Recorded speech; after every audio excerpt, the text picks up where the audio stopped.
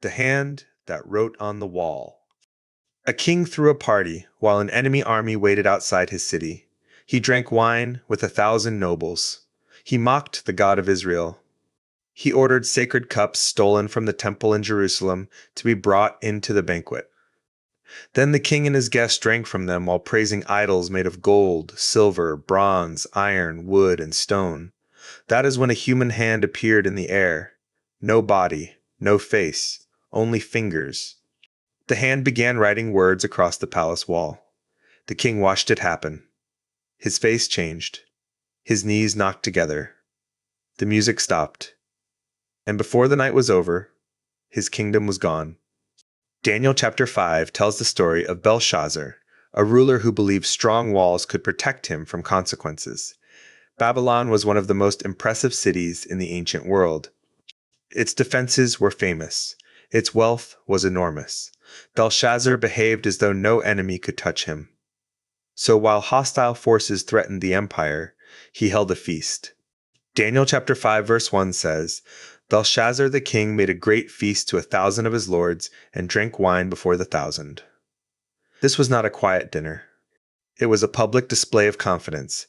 1,000 officials gathered while the king drank in front of them. Perhaps the feast was meant to project strength. Perhaps Belshazzar wanted everyone to believe Babylon was secure. But confidence performed in a palace does not change reality outside its walls. Then Belshazzar made the night worse. He remembered the sacred vessels that Nebuchadnezzar had taken from the temple in Jerusalem. Daniel chapter 5, verse 2 says that he commanded those gold and silver vessels to be brought out so that the king, his nobles, his wives, and his concubines could drink from them. This was more than theft. It was deliberate contempt. The cups had been connected to worship. Belshazzar turned them into party decorations. Daniel chapter 5 verse 4 says, They drank wine and praised the gods of gold and of silver, of brass, of iron, of wood, and of stone. The room celebrated objects that could not see, hear, speak, or save. Then a living hand appeared. Daniel chapter 5 verse 5 says, In the same hour came forth fingers of a man's hand, and wrote over against the candlestick upon the plaister of the wall of the king's palace. The placement matters. The writing appears where the light can reveal it. Belshazzar sees the hand while it writes. This is not a rumor brought by a servant. It is not a dream he might dismiss in the morning. Judgment writes itself onto the wall of his celebration.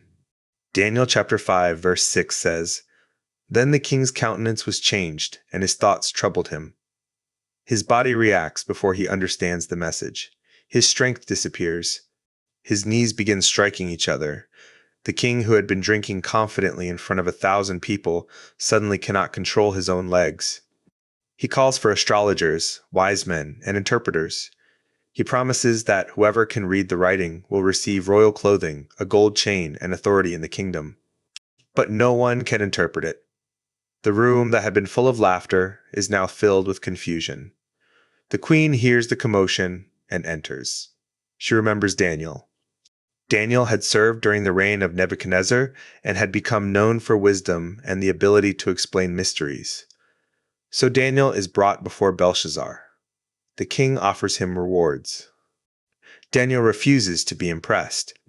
Daniel chapter 5 verse 17 says, Let thy gifts be to thyself, and give thy rewards to another, yet I will read the writing unto the king. Daniel cannot be bought by a kingdom that is only hours away from collapsing. Before interpreting the message, Daniel tells Belshazzar the story of Nebuchadnezzar. Nebuchadnezzar had been powerful, proud, and feared. But when his heart became arrogant, God humbled him. He lost his position and lived like an animal until he recognized that God rules over human kingdoms. Belshazzar knew that history.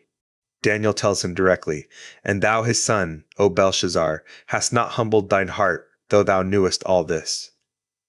That sentence reveals the heart of the problem. Belshazzar was not ignorant. He had seen what pride had done before. He knew the lesson. He simply believed it did not apply to him. Knowledge without humility can become its own form of danger. We can recognize another person's destruction while walking toward the same cliff. We can watch pride ruin someone else and still excuse it in ourselves. We can know the warning and continue because consequences have not arrived yet. Daniel tells Belshazzar that he lifted himself against the Lord of heaven. He used sacred vessels for drunken celebration. He praised lifeless idols. But, Daniel says, the God in whose hand thy breath is, Belshazzar did not honor. That is one of the sharpest lines in the chapter. Belshazzar held a cup in his hand, but his breath was held by God. He believed he controlled the room. But he did not even own his next heartbeat. Then Daniel reads the writing, many, many, tekel, upharsin. Daniel explains each word. Many means God has numbered the kingdom and brought it to an end. It appears twice, adding weight and certainty. Tekel means Belshazzar has been weighed in the balances and found wanting. Pyrrhus, the singular form connected to upharsin, means the kingdom has been divided and given to the Medes and Persians. Numbered, weighed, divided. The words are brief, but they contain the collapse of an empire. Belshazzar still gives Daniel the promised clothing, chain, and position. It is almost tragic. He is handing out honors in a kingdom he no longer possesses. Daniel chapter 5 verse 30 says, In that night was Belshazzar the king of the Chaldeans slain. That night. Not years later. Not after a long decline. Before the party decorations were removed, the sentence was fulfilled. The empire that looked untouchable changed hands. This is a frightening story, but it is not preserved merely to terrify people. It teaches that reality eventually enters every room. We can distract ourselves. We can celebrate loudly. We can gather people who reinforce our confidence. We can hide behind money, status, popularity, or power. But walls cannot protect us from truth forever. Eventually, the writing appears. For some people, the writing on the wall is a failing relationship they refuse to address. For others, it is an addiction becoming harder to hide. A financial problem growing under the surface. A body demanding attention. A pattern of anger damaging everyone nearby. A conscience that becomes louder when the room becomes quiet. The hopeful part is that we do not need to wait until the final night to read what is already visible. Belshazzar's tragedy was not that no warning existed. His tragedy was that he knew the history and refused humility. We can choose differently. We can stop. We can listen. We can admit that the direction we are moving is not sustainable. We can return sacred things to their proper place. We can recognize that our breath is a gift rather than a possession. The phrase, the writing on the wall, now means that disaster has become obvious. But seeing the writing early can be mercy. A warning can be a doorway. Correction can rescue a future before pride destroys it. The message of Daniel 5 is not that God takes pleasure in collapse. It is that arrogance is never as secure as it appears. The idols in the banquet room could not warn Belshazzar. They could not interpret the message. They could not defend the city. The gods made of gold and stone remained silent, while the living God wrote. That night revealed the difference between appearance and authority. Belshazzar had the throne. God had the breath.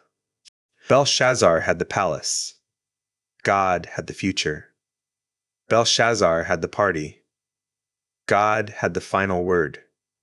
So ask yourself, is there writing on the wall in some part of your life? Not a mysterious hand. A pattern, a warning, a truth you already know but keep postponing. Do not wait for the room to go silent. Humility is not humiliation. Humility is the freedom to face reality before reality has to break the door down. You can change direction. You can ask for help. You can put down the cup. You can stop pretending the walls make you untouchable. Belshazzar's kingdom was numbered, but your next step is still yours to take. Read the writing. Tell the truth. Choose humility while there is still time.